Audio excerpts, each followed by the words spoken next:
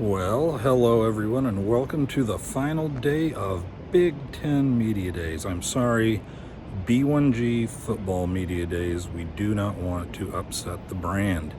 I've decided to do today's little thing in front of our logo, and just because I love all of our Nebraska fans, I'm putting my big fat receding melon head in front of the Iowa logo. Tell you, today's an interesting day. They added a third day because they added 4 teams, and instead you can't squeeze in all this stuff with 9 teams each day into the into the time allotted. So instead we get 3 days of 6 teams each. And I'm not kidding when I tell you they're closing this thing down while it's still going. It's like if I could flip it, I'd show you all the crates and stuff in front of me. But it is what it is. There's so many people talking about taking early flights out. The guy I'm kind of feeling for today is Dan Lanning, the Oregon coach. He actually let it off today about 5 minutes late. Way to be on time, Dan. But he kicked off about 11:35 to start the main stage interviews. It's kind of unfair, I think. He's finishing up today starting at 4:15, doing the 4:15 to 5 o'clock. And I mean, it's turning into a bit of a ghost town here. We've got a big crowd in front of me for Sharon Moore's 45-minute interview time on the individual podiums. And other than that, it's really tapering off. There's virtually no one at Jeff Fish's interviews. He's the new coach of Washington. But even though today is kind of a going away day, it was a little more exciting than the first day where no one really had anything interesting to say. Lanning let off, and I'll be peeking down at a couple of my notes here, but he came right out. Well, being late was kind of like Jim Harbaugh vibes. Harbaugh came out way late for his podium interviews last year, to where everybody's kind of like, oh, I guess you think you're the shit, don't you, boy? Well, guess what? Jimmy, along with some, other nefarious methods, helped himself to a national title. So maybe Dan knows what he's doing. Just keep an eye peeled for any little Connor Stallions lookalikes in his entourage this season. But no, Dan would never do that. Dan would not do that. Good guy. He, former Georgia defensive coordinator, the school where my father and my uncle went. So they've always been my 1A. I will not badmouth them. Dan, there's a thing with these West Coast schools. I don't think they realize that Nebraskans have cable TV, are aware of geography beyond the Big Ten original footprint. Like we know what things are east of Happy Valley and west of Lincoln. It's not that shocking to us. But kind of funny, like Deshaun Foster, he pointed out that that UCLA was indeed in LA, and we're like, we kind of figured that out on our own. We've watched ourselves plenty of football after dark. Apparently Dan read Sun Tzu this summer, and they're going to be using Sun Tzu as part of their strategy this year. Good luck to them on that. And he talked about, Oregon's different. They do a lot of different things, and pointed out their multiple uniform combinations and the giant duck floaty that they threw in whatever river runs through Indianapolis, and nothing else specific. So I guess it's different. It's not exactly earth-shattering. It's not like bringing the Enterprise down to a place that only has biplanes. We get it. After him came our old good pal PJ Fleck from Minnesota. And we just kind of have one question for PJ. What are you so pissed off about? PJ just basically screamed and yelled at us, mostly as PJ does, about his accomplishments, because nobody loves PJ's accomplishments more than PJ.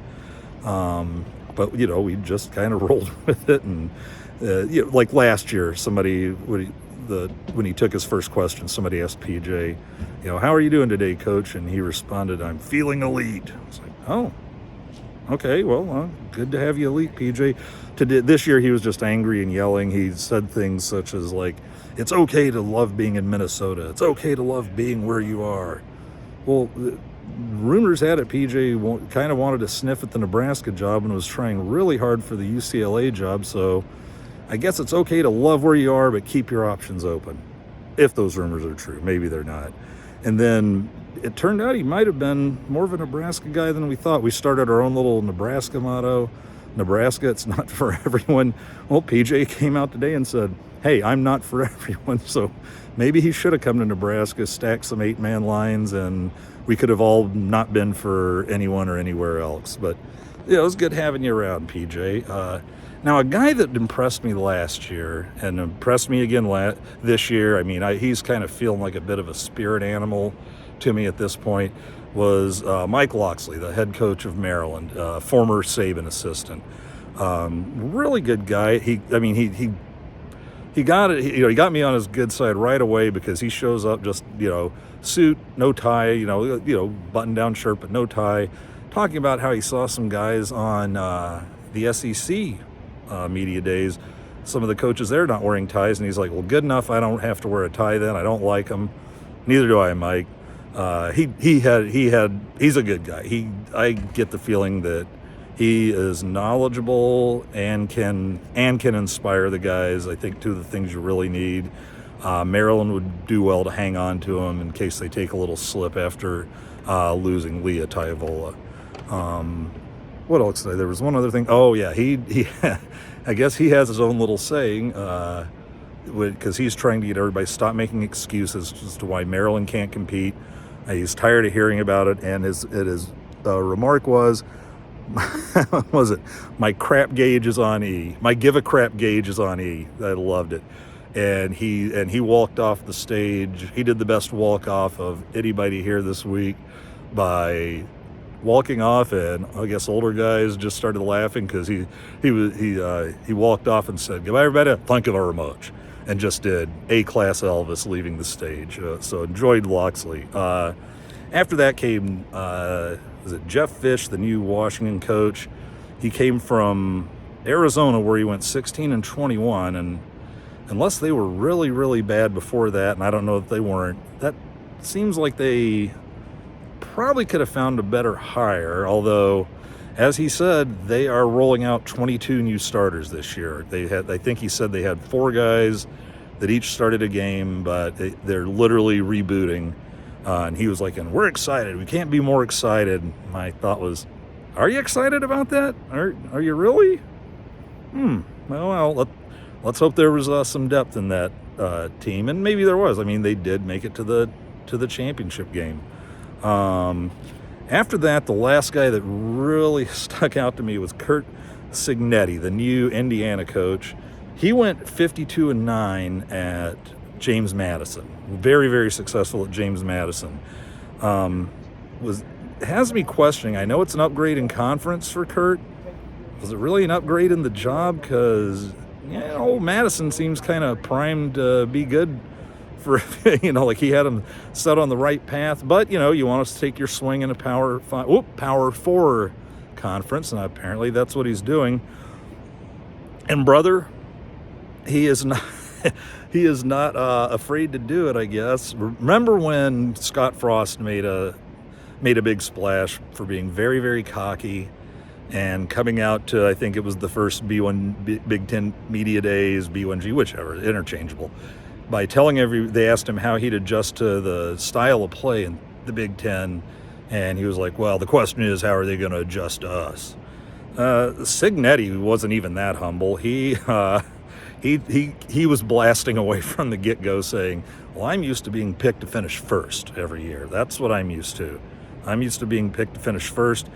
2 times I'm picked to finish next to last, and I was like, I thought you were picked to finish dead last. But anyway, let's go with the next to last. And he goes, and they picked me next to last twice, and one time I took like a no-win or 1-win team to 8 wins, and the other time I played for the conference championship. And he wasn't done. He went on to say, well, the margin of error for victory in this conference is so close, anything can happen. I do not expect to finish next to last. And let's say, I guess if you're coming in to take over an Indiana squad, I hope you're saying that not because you haven't met your squad and realize that, yeah, you're probably going to finish near the basement there, but just to get everybody fired up, I guess. Now, there's always the chance that you take the field and start off 0-4, and that runs out of the room real quick. But you might as well come in with some confidence. Not the guys that are in the room now probably aren't going to be there if you do turn it around in 4 or 5 years. But you don't want the seniors thinking that, gosh, I hope we win 2 games this year. So good for you, Kurt Signetti. Let him have it. That was about it. And then we're cleaning out. I'm hanging around to do some writing, get a couple last pictures, and then it's off to bed. Off to bed. Hopefully I'll eat some dinner first, but feeling much better today. Hopefully off to bed, on the road early tomorrow morning and back to Omaha, and we will see you all there. For anyone watching this, remember that All the Right Movies will be on next Tuesday night, 8 p.m. Central. I had to fiddle with that. I didn't realize I wasn't going to be finishing till about 11. But this week when we did the Bad News Bears, go back and watch that. The link's on the article and at the top of the page in CornNation. We will be doing Blue Chips this Tuesday, because what better time to talk about NIL, the portal, and all that sort of good thing? Because remember, any athlete that wanted money back when Blue Chips came out was just evil, and the horrible booster, Happy something or other, was giving him cars and houses and money, and was the worst guy on earth. And well, let's ask ourselves: was Happy the hero? Hey, good thing talking to you guys. Or had fun talking to you guys here from Lucas Oil Field in Indianapolis. We'll see you soon. You'll see me on the page, and definitely every Tuesday until football season starts with All the Right Movies. And thanks for watching, whoever's watching this, and we'll talk to you later. Bye.